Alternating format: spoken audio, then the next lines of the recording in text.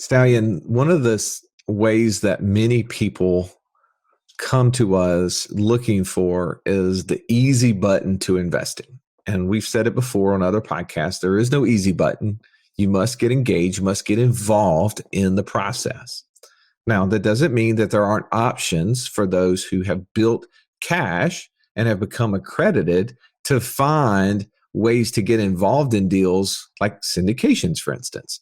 Today, we start breaking down syndications. We talk about the ways that you can get involved, the ways that they work, how to implement them, what you should look out for, all the things that you need to know as an accredited investor looking for syndications. What do you think is so important about this topic that we needed to cover it today? Well, the one thing that you just mentioned that I think you missed is that you don't have to be accredited to get into syndications. I think that that's a misnomer. Most people think, oh, I've heard of syndications, but every time I look into them, you have to be accredited, so it's not a fit for me. That's just not the case. And we talk a little bit about that today.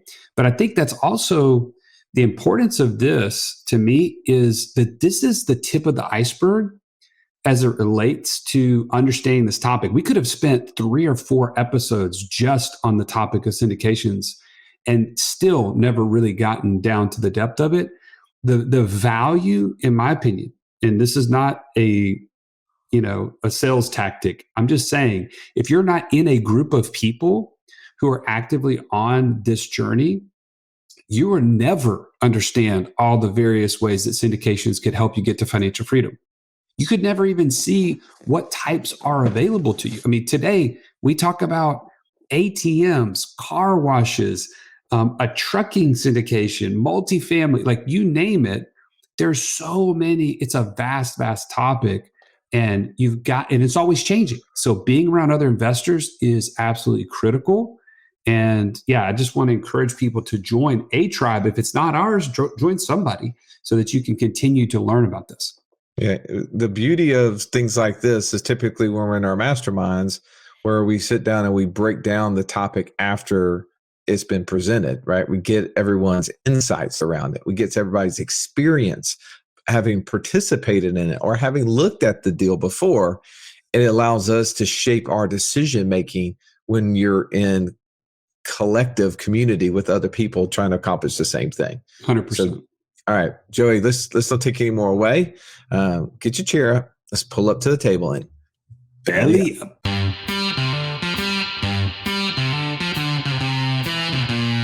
Welcome to the Wealth Without Wall Street podcast, your guide to understanding how to get out of the Wall Street rat race and start your own mailbox money lifestyle. Now, don't let these handsome Southern draws fool you.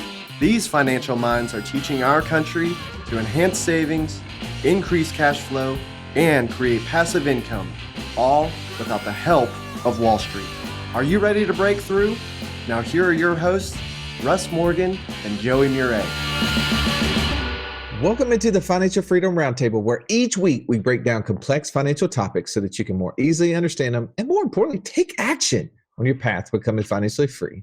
If this is your first time joining us, welcome. Grateful to have you in the room. I'm Russ Morgan. They call me the idea guy, mostly because lack of father guy just didn't sound so cool to me. But enough about me for a minute. Let me introduce you to my co-host, my partner. He's the Italian Stallion. He's got the license plate cover to prove it, Mr. Joey Murray. Stallion, good afternoon. Good afternoon, Russ. So excited to be here and man, talking passive income. It's one of my favorite things to do. Yeah, man. By the way, we need to bump up the passive income, like pump up the volume a little bit, man. I totally agree. I think, as we look back to all the things that we did in 2022, one of those things that we did was invest in some syndications. And today's topic is breaking those down. For those who don't understand even what a syndication is, it's where you take a pool of money, right? People pool money together to invest in a strategy, and it could be many different strategies, and we'll break down all those options. But I think, Stallion, the reason this is so stinking important for us to be talking about now, because I truly believe this is the fastest exit from the rat race. And I want to hear from you, though. Why do you think this is so important for us to be talking about? That's a bold move for us. I mean, I appreciate the sentiment. I don't know that I would agree with you on that, but I think passive income or syndications as a passive income stream is a very worthy topic for a couple reasons. Number one, it allows people to spread across, especially newer investors, to spread across risk, where they may not have $100,000 to put into one thing and hope, like essentially bet on black, so to speak. It's either there or it's gone. They could do several different of these and try out which ones they like. I like that aspect of it. And the second thing is, I think there's a lot of uncertainty in the market. And so having the ability to look at different asset types and asset classes to invest in would give people the ability to weather some storms potentially. So I think this is, and it's a way that it is completely hands off and passive. So there's a lot of good things we can take away from today's. Yeah. Well, you say it's handoff and passive. I'm going to come back to that because I don't believe that that's true. You tell me that you don't think that this is the fastest way to exit the rat race. I'm going to challenge you on that, and we'll come back to that point. But before that, let's bring in the dream team, man. We got the retiree of the group joining us today, Mr. Catch Me If You Can. He's not killing bears with his bare hands or spear diving for tuna. He's dropping gold nuggets right here, the one and only Mark Haraguchi. Welcome, Mark. Oh, it's good to be here, guys. It's been a little while, and to be perfectly honest, the reason this topic I think is important, and it's always important, but the other day I went snowboarding with my wife, and every time that we go snowboarding, I always have to stop and take a photo.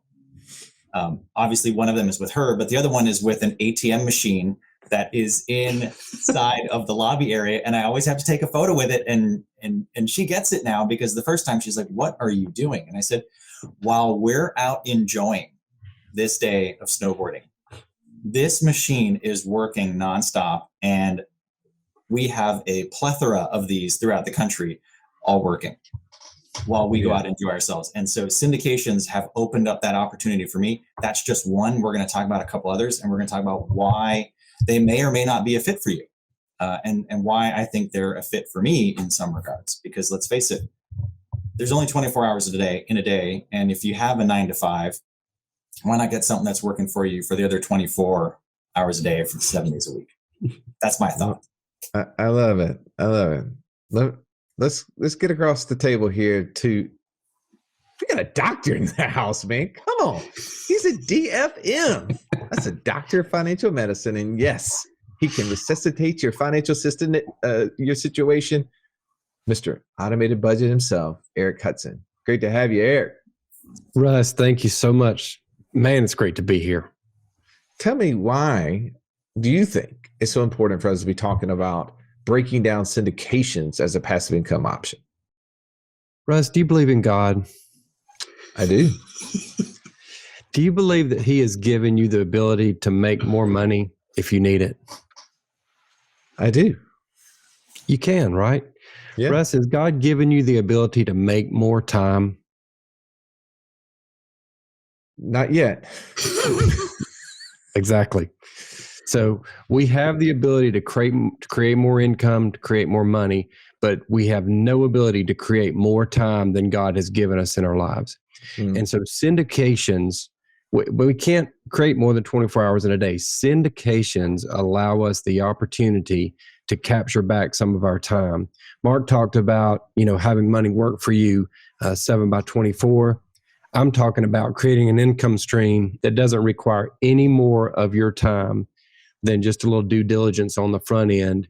And then it's earning money for you without you having to do the work yourself. That's one thing I really love about syndications. See, Russ, he's already agreeing with me. So you're already going to have to tip the scales, bro. All right, let me defend my statement first, and we'll come back and we'll dig into that. Right. So the old adage is that cash is king, and I don't necessarily believe cash is king, because right now there's a lot of people that had millions, if not billions of dollars in a little small bank. Only the 16th largest bank in the U.S., by the way, the second largest one to fail in U.S. history, SVB. Everybody's now become familiar with SVB. The banking crisis has created a crisis for cash, has it not? Yes or no? I agree. Okay. So you and I need cash flow to buy groceries. We need cash flow to pay employees, right? We need cash flow to go on vacations. And when someone sells a business and they get a big chunk of money, they don't really need the chunk of money. They don't need the cash. They need the cash flow every single month. And they need to make sure it doesn't run out as long as they're living, right? Well, when I said a second ago, Stallion, that I think that syndications are truly the fast pass, the fast track. I just went to Orlando a week or so ago and I got the fast pass. The ultimate fast pass, in my opinion, to financial freedom is when you can take cash, if you have it. If you don't, go get it and then turn it into cash flow. And I have watched people in our passive income mastermind do ridiculous amounts of syndications, turn cash into over $25,000 a month in just a matter of months. That is the fastest track to the getting out of the rat race, in my opinion. But I'll let you guys come back on that. Let's break this down, though. I think that there's 3 areas that we need to cover for those who maybe are learning about syndications for the first time or are still trying to determine, is it a fit? So first, let's talk about how do they work and all the mechanics that lie within, all right? Secondly, I want to talk about how does this fit in, like, is it a fit? Like Mark, you said, is this a fit for me or is it not a fit? And that allow us to understand the pros, the cons that go with it. And lastly, let's talk about how fast can we go? And I know many of us have practical applications we can share with that. Stallion, I'm coming to you. Tell me, within this first option, what are my options? What are the things that I can consider or should consider while trying to look at syndications as a potential passive income option? Well, I don't know if this applies to this question exactly or not, but the first thing that comes to my mind is what sort of asset classes are available to be syndicated. And to be honest, before the last 3 or 4 years, I would have thought syndications were limited to 1 or 2 things, like just real estate in particular. Multifamily apartments was like the most common thing that I ever heard. But now you start to open your eyes and see that, man, you can syndicate virtually anything. There's now car washes. There are ATMs, as our friend Mark Haraguchi, middle name ATM, has shared with us. There's all sorts of things that you can get involved in. I heard recently there was a trucking operation that you could get into syndicating, literally trucks that go across the country, getting into those sort of things. I haven't looked into it in detail, but I'm just saying there's a million different ways to do it. And so I think with that, first of all, it helps you to say, what am I interested in? What sort of asset classes do I think have a real opportunity to line up with my goals? And then say, oh, well, where's the best operator for that? And then you can kind of funnel down to finding the best fit. But I think as a part of that, you have to love the asset class and you have to love the business plan, right? Those are the 2 components that I think of when I'm considering a syndication is, where is the money going to be put and what are they going to do with it? Are they looking to primarily provide cash flow to me? Are they looking to, some syndicators are not really concerned about cash flow today. They're worried about forcing the appreciation of an asset and then having a 2 to 3 or 4 year horizon where they cash everybody out and everybody gets a big, increase in what they invested. I think there's variations of the 2, but just so you know, like that's how I think about syndications, are those 2 critical pieces. How about you, Mark? When you think about options, right? Is there even an option for you other than ATMs? There are, and there are many. One thing that I would like to back up to is syndications. In my feeble mind, it's just a fancy way of saying a way to raise cash. every syndication is doing one thing, raising cash. And they're raising cash to do multiple things, like Joey said, whether it's car washes, multifamilies, self-storage, RV parks. Apparently trucking companies is now in on it, ATM machines. I noticed, 100unicorns.com is not a syndication. Probably rightfully so. Not yet. Entry. So what are my options? Yes, to Joey's point, I had someone query me a while back, and they were asking about ATM machines, and their first comment was, I don't know why you chose this, because the return on investment isn't that great. There's all these other things I can do so much more. And my response was, I think you're asking me the wrong question. The question should be, what problem was this investment strategy trying to solve? And so when you're looking at options, you need to start asking yourself, okay, what is the problem I'm trying to solve? Are you trying to solve cash flow so that I can replace my W-2, free up some time, like Eric said, so I can go do other things? Or have I done that and now I'm looking for some longer range appreciation? Or maybe now I need some tax advantages. And so through that lens, you start to figure out there are so many options within the space, and you don't want to pigeonhole yourself, but you also need to know kind of what am I looking for? And that buy box shifts over time. And that's why I have different strategies within the syndications. Let's face it, because I'm lazy. I'm an airline pilot. So by definition, I don't like to work. Therefore, I love syndications. I love it when other people do the work for me. If you've listened to our show for any length of time, you've heard us talk about infinite banking and how we were able to use that concept to create over $50,000 a month in passive income. But it's just not that easy to figure out, how does this all connect into my own personal system? Stallion, that's why we created the passive income operating system, bro. It shows you how to turn active income into passive income. It makes all the steps come together. If you would like to get access to it as a podcast listener, we've never given this away in public before. Go to what'swhatwallstreet.com/PIOS. There was nothing worse than walking into class when you're in school and the teacher saying, pop quiz day. Why? Because you were unprepared. Are you unprepared, though, for financial freedom? Don't be. Find out how close you are by taking our 30-second quiz at wealthwithoutwallstreet.com/quiz. I love that. So, Eric, what would you add to that as far as like options or the mechanics of syndications in your experience? Yeah, so I think what you and Mark have said is that it's very, very clear that there are almost an innumerable amount of options out there if you're interested in syndication.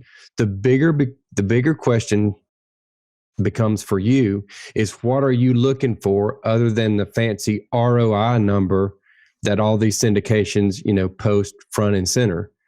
What is it that you need specifically as an investor? Do you need tax advantage investing? Do you need cash flow? Do you need appreciation? Do you need to diversify? Not only are there options in different investment types, whether it be multifamily, self-storage, ATM, trucking, but there are options in regards to what the syndication provides you. And I think what most people are looking for when they look for syndications, or should be looking for, is the predictable result. Right? Because you can open a business, but there's not a very predictable result to you opening a business. Syndications provide, at least in theory, a predictable result to solve a problem that you have. Let me ask you this. There's two things that come to my mind that people are challenged when it comes to syndication. Is one, isn't this only for accredited investors? And number two, don't you have to have like at least $100,000 just to get involved? So how would you guys answer that? Mark, I'll go to you first. Well, come on, man. You know my answer. It depends. How did I know? It really does. Here's a great example. Jonathan Bates, phenomenal individual. He's in our passive income mastermind. He works with creating funds, doing a lot of the legal and the technical back end work. And in speaking to him about creating funds and syndications, his questioning process of how his company works through it is, what are you wanting to get and what are you wanting your investors to get? And through that lens, they're able to craft the paperwork and the structuring so that everybody gets to win. And so to your point, Joey, well, does it have to be accredited? No. Is there a $100,000 minimum? No. Those things can be crafted such that you open doors for certain people and you let certain things in, but then also sometimes maybe you need to close some doors to prevent certain things from happening. Like I've seen, $100,000 minimum seems to be the norm. I've also seen a $52,000 minimum. I've even seen a $20,000 minimum, and I've seen a $250,000 minimum. So it's across the board because it now falls upon the operator and the people that are actually gathering those funds to go do that deal. Okay, how do we want this thing structured? What are we wanting our investors to get out of it? Eric, anything to add to that? Yeah, I've done numerous. Definitely, it seems to be there are more options, at least advertised for accredited investors. So I think that's the truth, but there are definitely options for non-accredited investors. As a matter of fact, many of the syndications have a little bit of space in them, a small percentage for non-accredited investors. Not all, but some do. And there are definitely posted minimums, like maybe 25,000, 50,000, 100,000. But at least 3 times I personally have had a conversation with the operator and they said, how much do you want to invest? And I invested something less than that. So sometimes just having a conversation with that operator will allow you to get in if it's something you're interested in. Well, I think that there's a point I want to make sure we touch on. In your opinion, Eric, what is the most important piece when evaluating a syndication that one should look for?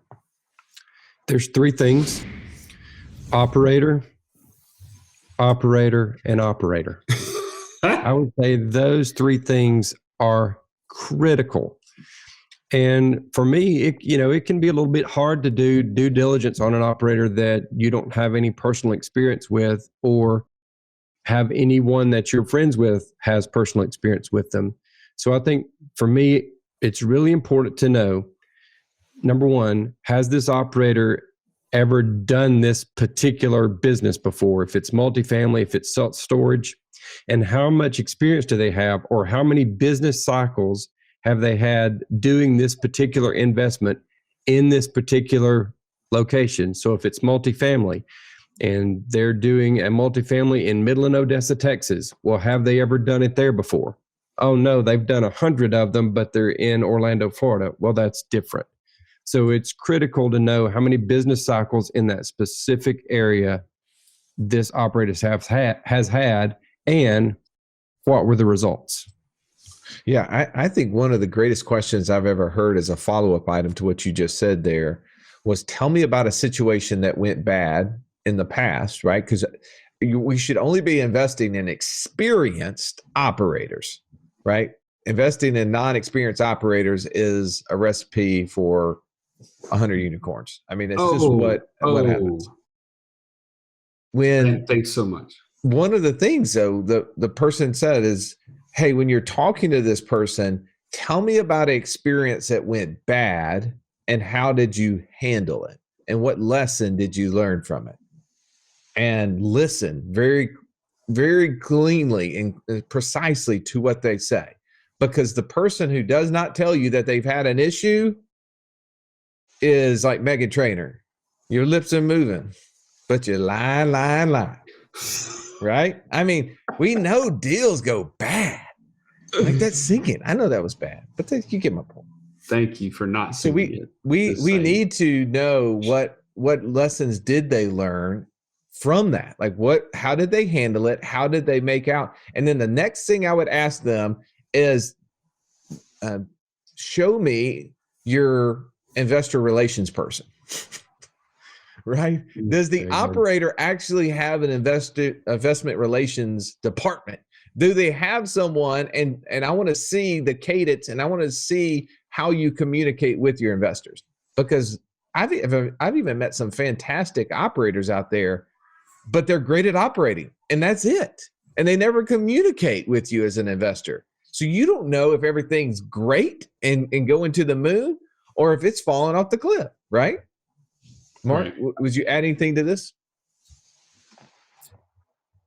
I think that hits the nail on the head. And that now comes down to relationships, right? If you're taking the time to investigate your operator and whatnot, I think another great fun one to do. I mean, come on, everyone loves Google. Just Google them. Google the operator, Google their name, Google their company, Google even, and here's something that a lot of us don't know until we start doing it a lot.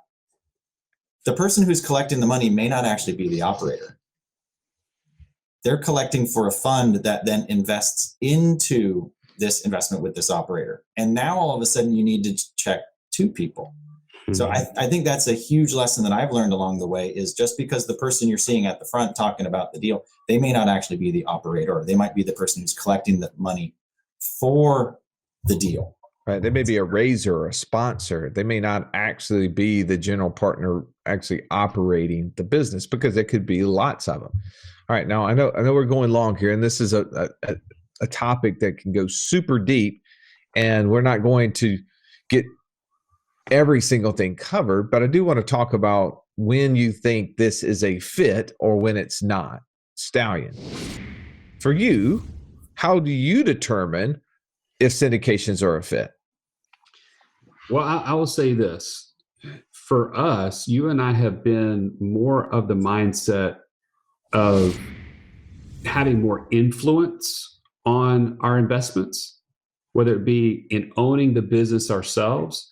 And so syndications has not been a big part of our strategy as a result, right? We have decided we would rather create something from scratch. And here's the downside of that is it takes time. It takes a lot of energy. It takes a lot of thought and finding the right operator for the business in order for it to be passive for us.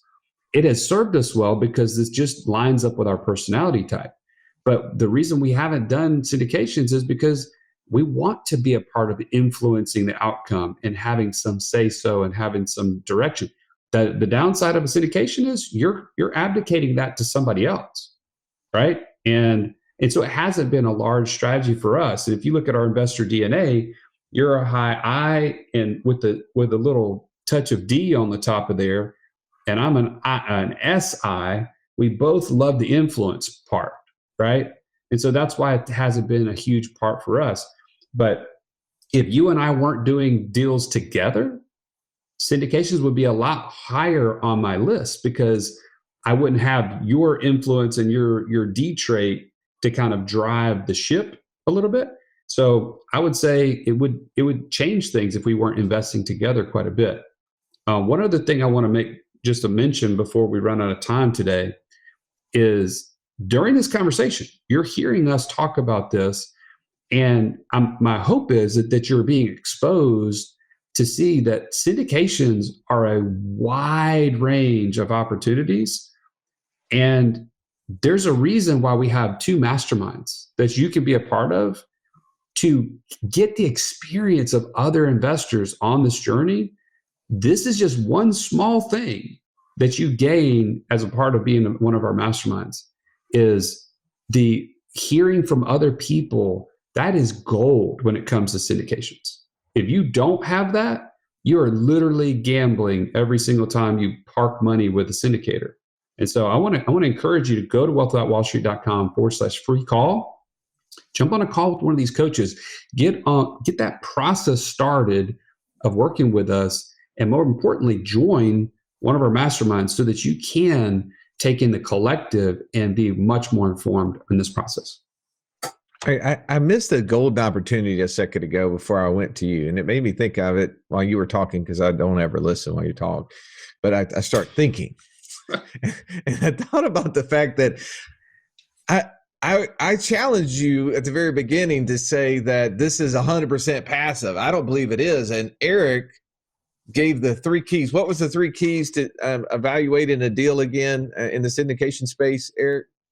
I believe they were operator, and operator. Okay. And we talked about a lot of things that we need to evaluate in that process. And then even after the deal's going, there's some follow-up items. That's just not perfectly hands-off, Stallion. I just want you to know, like, hands-off is what someone does when they sign up for a 401k. And what I mean by sign up by a 401k is that when they join the company, they're automatically enrolled. That's hands off, right? They do nothing. Nothing happens as a result of it, but they do nothing. In this regard, you actually have to do something. All right, Mark, tell me when you believe this is a fit or when it's not. Through this lens, I started with managing my own rental. And then I realized that was starting to take a little too much time. And so I went to turnkey rentals. And I realized that was still taking a little bit of time. And I needed to get some other things moving. And then I moved into syndications. I think syndications are a fit if you're in a position where you need to offload some of that time, right? Some of the time that you're spending in managing and running. But it's not for everybody. The D's and the I's, yeah, you guys need to be involved in it. I know someone, very good friend, who has, I think, close to 100 doors. And yes, she has a property manager for those doors, but she still has to manage the manager, and that's managing 100 doors that the manager is running. That's a fair amount of time. That's time that I choose not to devote to that. I would rather hire someone else and take a lower cut. And I think that's something you have to understand here. Everything is a trade. You can either spend your time or your treasure, but there's no true discount. And so I'm willing to get more of my time and take a little bit of a lesser cut for someone else doing more of the work. And so I think that's when you start to figure out, okay, what is a fit for me? Which one am I willing to trade right now? Gotcha. I love that. All right, Eric, I want to come to you on our last point, which is, how do I go fast? How do I make this deal where I can meet Russ's definition of fast tracking out of the rat race faster than any other asset? Back me up here. Tell me, how do you go fast in this, in your opinion? Well, I think we probably ought to do a podcast labeled something like The 7 Deadly Sins of the Passive Income Investor, or The 7 Deadly Sins of Someone Seeking Financial Freedom. And how you can go fast is getting rid of lazy capital, lazy cash. So utilizing that huge resource that you may have, maybe you're putting it in wrong areas. Maybe you have cash that you don't even know you have because you're misappropriating it. But going fast is making sure that we're maximizing every resource that we've been given. And that capital resource that you have that's out there doing nothing or next to nothing, if you could utilize that, you could have cash flow, Mark can tell you, and a syndication in 60 days or less. So I think that's a great way to go fast.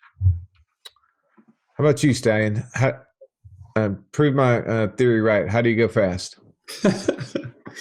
Well, I'll share with you one example. So Sharon in our Passive Income Masterclass shares the double-double.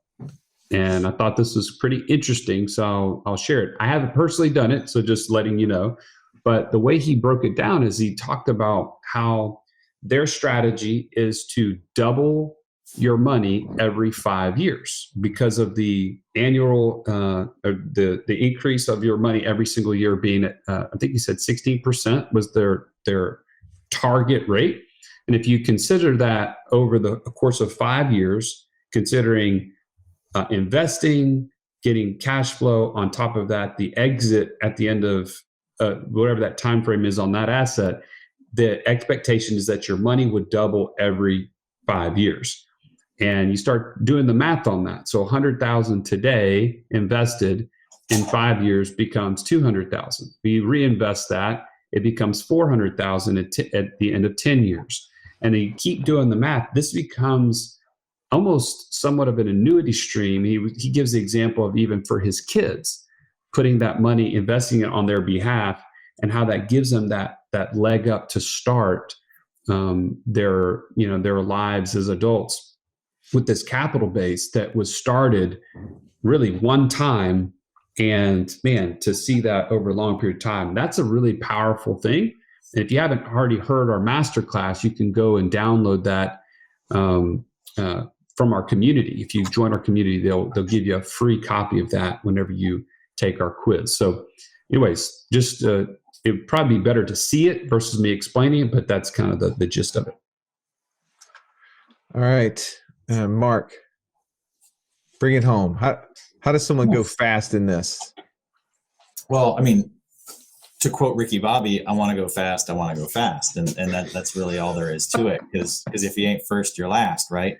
The way that I think of this is it starts to become a perpetual wheel. Like Eric said, let's get rid of those lazy dollars. What if you can put your lazy dollars into a system that starts to create cash flow, and then have that cash flow spin off and start feeding itself? And then the wheel just starts going faster and faster and faster. It's like that bike wheel, right? It takes a couple of good hits to get that thing going, but then you're just tapping it. You're tapping it. And so it's feeding itself. Another way to think of it is velocity of money, where the money starts coming in, and then you go and you buy another one. And then the money starts coming in faster, and you buy another one. And pretty soon they're buying themselves even faster than they were before.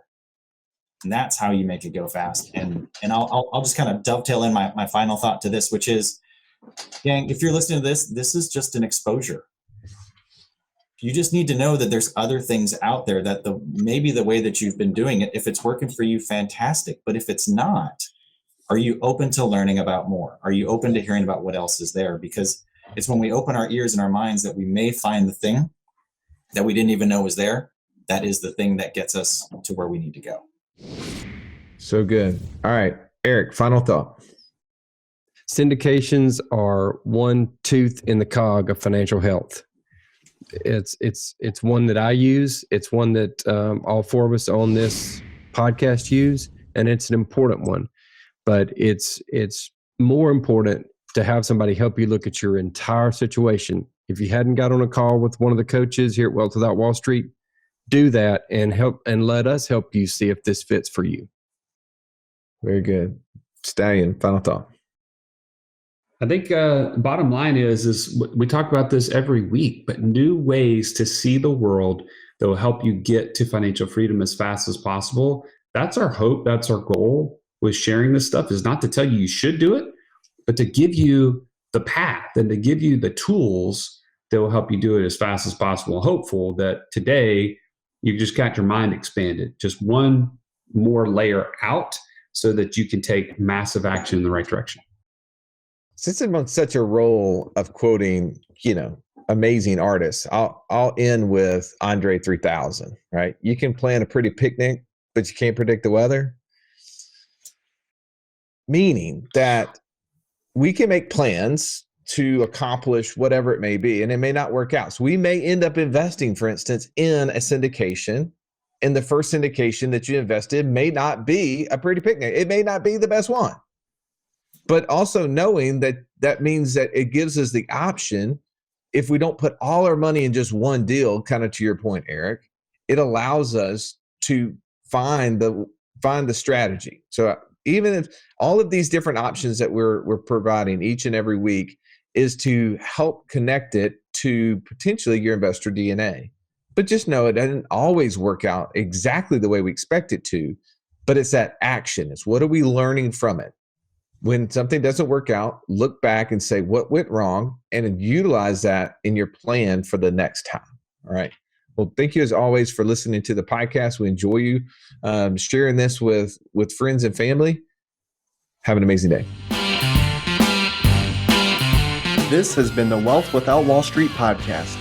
Don't forget to subscribe to the show to break free of the Wall Street mindset and begin building wealth on your own terms in places you understand, so that your wealth will never run dry. See you next episode.